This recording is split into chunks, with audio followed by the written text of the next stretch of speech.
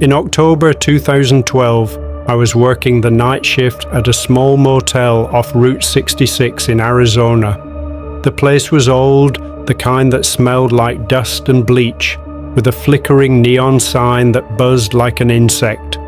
Most nights were quiet, truckers passing through, couples too tired to argue.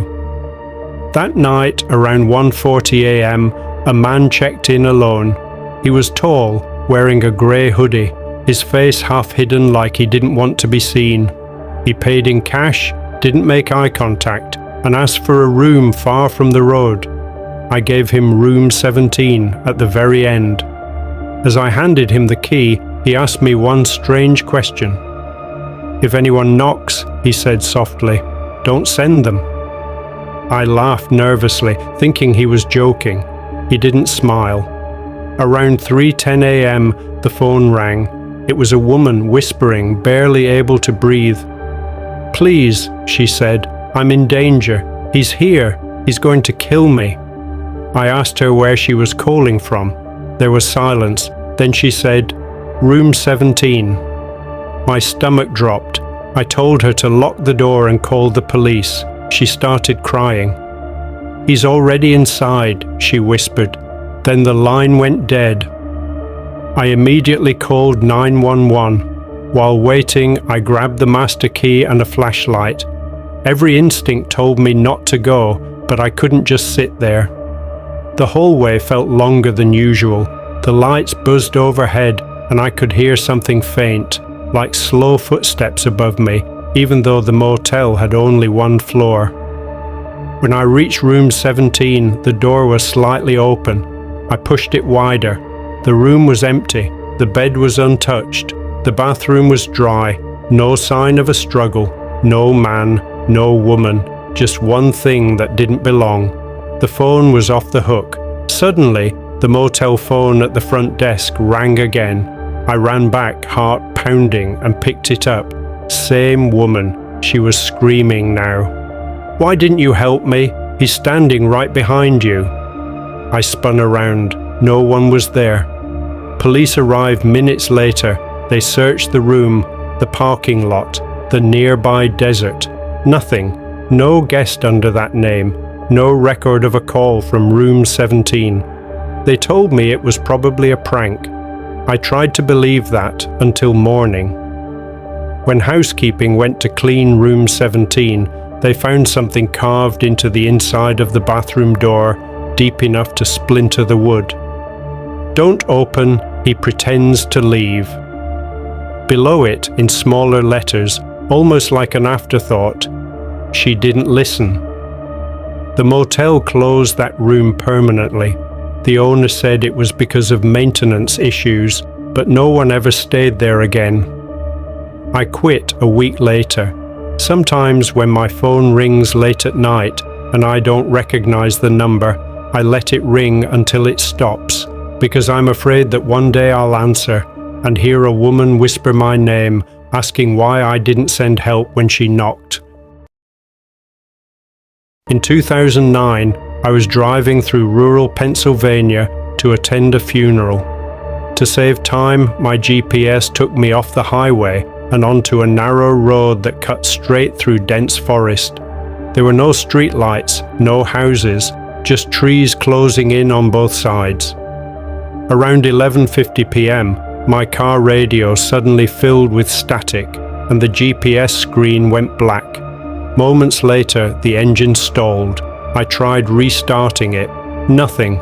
That's when I saw her. She was standing in the middle of the road, maybe 30 feet ahead. A woman in a long white dress, her hair hanging over her face. At first, I thought she was hurt. I rolled down my window and called out, asking if she needed help. She lifted her head slowly. Her face was wrong. Her mouth stretched too wide, like it had been pulled open and never closed properly. Her eyes were dark holes, reflecting no light. She raised her arm and pointed, not at me, but behind my car. I froze. In the rear-view mirror, something was standing inches from my back seat window.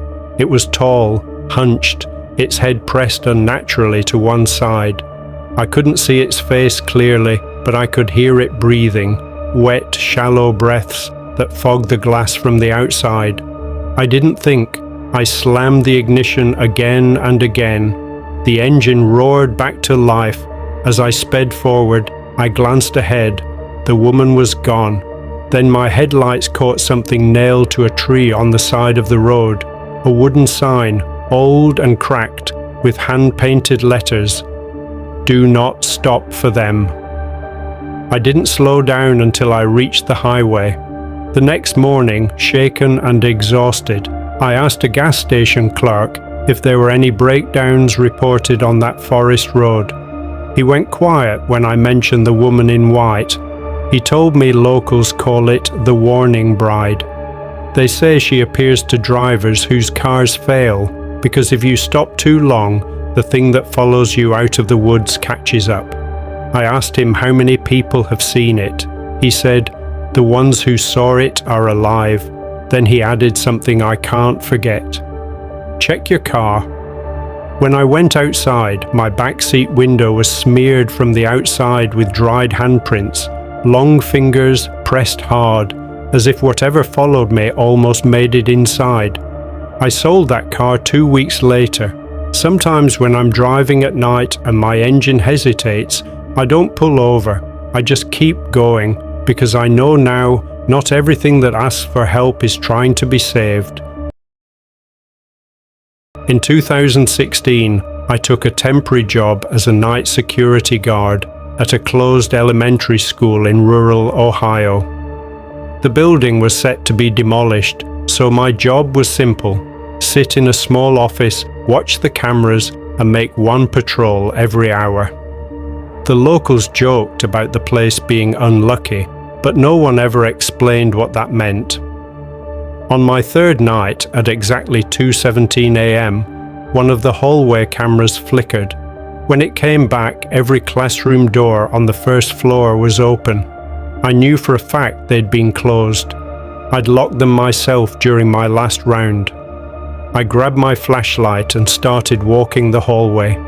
The air felt colder there, and my footsteps sounded wrong, too loud, like the building was emptying itself of sound. As I passed room 104, I heard a child giggle. I froze. The school had been closed for 6 years. I told myself it was rats, pipes, anything, but then a small voice whispered, clear as day, "You're not our teacher." I ran back to the security office and watched the cameras instead. On the monitors, children were sitting at the desks, dozens of them, perfectly still, all facing the front of each classroom. At 2:30 a.m., every child turned their head toward the camera at the same time. Then they stood. One by one, they filed into the hallway, feet never quite touching the floor. The camera feed warped as they passed, like heat over asphalt. My office door handle began to turn. Slowly. I screamed into my radio, but it was only static. On the monitors, the children stopped outside my door. A small boy stepped forward. His eyes were black, his smile too wide. "You stayed after the bell," he said. The lights went out. I woke up at dawn on the office floor. The cameras showed empty classrooms. Every door was closed. I quit that morning. Months later, I searched the school's history. In 1998, a boiler explosion killed a night janitor and trapped several children who were staying late for tutoring. Officially, the building was cleared. Unofficially, locals say the bell never rang that night. Sometimes at 2:17 a.m., my phone vibrates with a notification from an unknown camera. There's no image attached, just a message. Class is not over.